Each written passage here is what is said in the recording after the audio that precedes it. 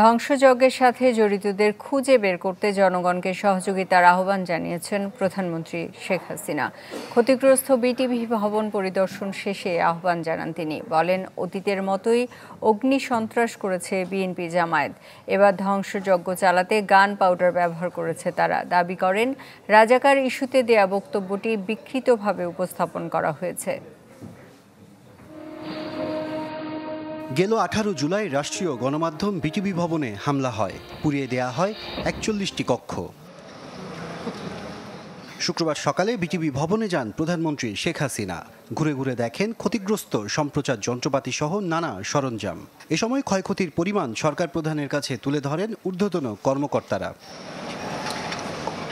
দুষ্কৃতকারীদের খুঁজে বের করতে জনগণের সহায়তা চেয়ে প্রধানমন্ত্রী বলেন, যারা এই ধ্বংসে জড়িত তাদের সাজা নিশ্চিত করতে হবে।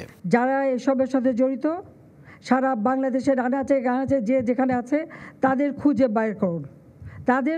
বের করুন, এবং তাদের শাস্তির ব্যবস্থা করার জন্য সহযোগিতা করুন। আমি দেশবাসীর কাছে সেই আহ্বান জানাই।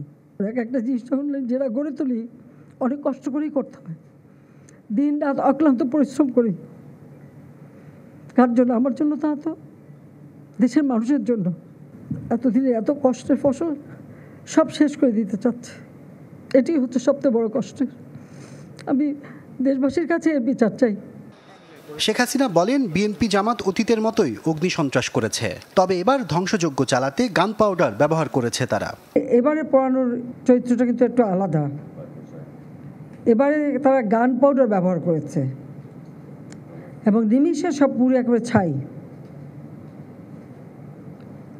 এবং সারা বাংলাদেশ থেকে এই সন্ত্রাসী এবং বিএনপি জামাত, বিশেষ করে শিবির, তারা ঢাকায় এসে, ঢাকার ভিতরে ঢোকেনি, আশেপাশে থেকে এসে এইভাবে আক্রমণ করেছে।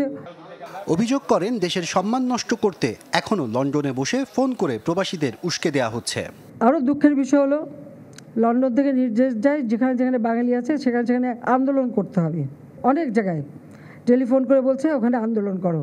এমন এমন দেশে আমাদের সেখানে ফোন করে আমাকে জানাচ্ছে, মেসেজ দিচ্ছে। তাহলে যেটা করা মানে কি, আমাদের দেশের ভাবমূর্তি শুধু নষ্ট না, যারা ওখানে কাজ করে খাচ্ছে তাদের রুজি রোজগারও তো নষ্ট হয়ে যাবে। প্রধানমন্ত্রী বলেন, কোটা ইস্যুতে মুক্তিযোদ্ধার সন্তান নিয়ে দেয়া তার বক্তব্য বিকৃত করা হয়েছে। আমার কথাটাকে বিকৃত করা হয়েছিল। আমি তো তাদের রাজাকার বলিনি। তারা নিজেরাই স্লোগান দিয়ে নিজেদেরকে রাজাকার হিসেবে পরিচিত করলো সকলের কাছে। আশরাফুল আলম আকাশ, চ্যানেল 24, ঢাকা।